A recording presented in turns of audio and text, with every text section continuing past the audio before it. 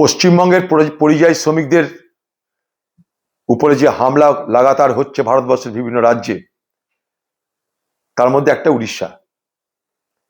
সেখানটায় আমার জেলার জুয়েল বলে একটা যুবক, জুয়েল রানা, তাকে কদিন আগে পিটিয়ে মেরে দেওয়া হলো।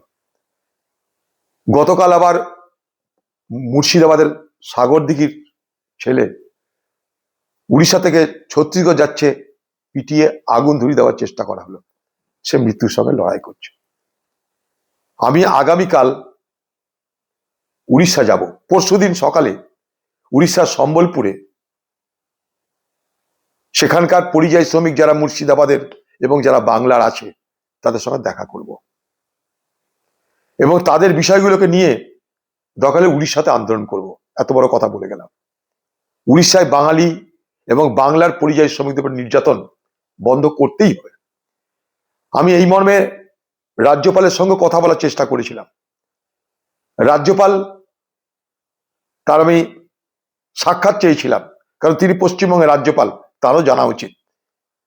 শুনলাম উনি দিল্লিতে এসছেন, তাই ওনার কাছে আমি বলেছিলাম একবার কথা বলবো কিংবা সাক্ষাৎ করবো আপনার সঙ্গে, আপনি একটা সময় দিন, কারণ আপনি বাংলার রাজ্যপাল, দিল্লিতে এসছেন, দিল্লিতে বিষয়গুলো বলা উচিত সেই সমস্ত নির্দিষ্ট মন্ত্রকে। উনি, আমি দেখা করতে চেয়েছি শুনে উনি বলছেন না, আপনার কাছে হবে না, আমি আপনার কাছে যাব। উনি যদি আসেন আমার কাছে, ওনাকে আমি সামনাসামনি পশ্চিমবঙ্গের পরিযায়ী শ্রমিকদের দুরবস্থার কথা বলতে পারবো।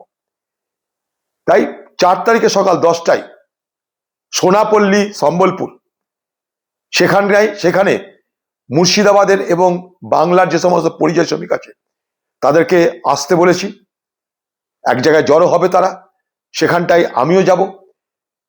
সেখানে কংগ্রেসের জেলা, সম্বলপুর জেলার সভাপতি তিনিও যাবেন।